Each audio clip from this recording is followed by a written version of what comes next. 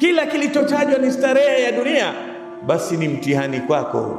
Linabluwahum ayyuhum ahsanu amala, ili kuwaingiza kwenye mtihani, kuwajaribu ni kina nani watakuwa na utendaji mzuri hapa duniani. Utaweza kukontroli nafsi yako? Ile self control utakuwa nayo? Na ndio Allah tabaraka wa taala katuwekea ibada hizi, ibada ya saum ya kufundisha wewe kukontroli nafsi yako. Nyumba iko na chakula imejaa, vinywaji, maji baridi, kila kitu iko, lakini umejikataza mwenyewe, si ni kweli? Na kama utakula kwa nyumba, nani atajua? Hakuna.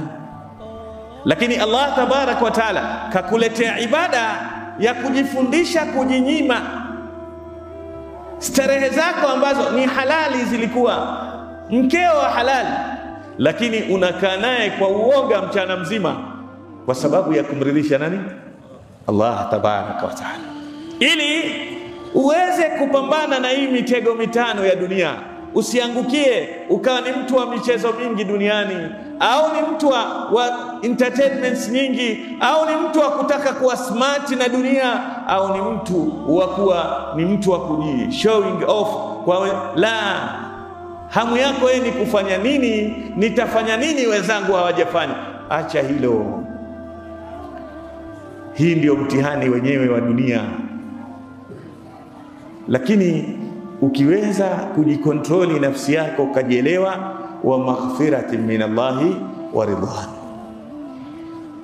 Allah tabaraka wa taala na hapa duniani kama ambavyo kuna adhabu kali huko akhira, lakini pia kuna msamaha wa Allah. Allah tabaraka wa taala kwa mapenzi yake, kwa kuwa ni mlezi hataki kuadhibu watoto wake, na Allah walillahi almathalul a'la, na Allah ana mfano wa juu. Hivyo hivyo Allah hataki kuadhibu anaowalea. Sisi tunaamini kwamba Allah ni Rabbuna, ndiye mlezi wetu, au si kweli? Kila tukiswali tunasema alhamdulillahi rabbil alamin, tunamshukuru. Sifa njema ni za Allah, mlezi wa viumbe vyote. Sasa kama mlezi hataki mwanawe apate tabu, Allah ndiye Rabbul alamin, kwa hivyo hataki tuwe katika matatizo, hataki tuende motoni. Katupa ibada itufunze kujikontroli, tusiingie katika mambo ya motoni.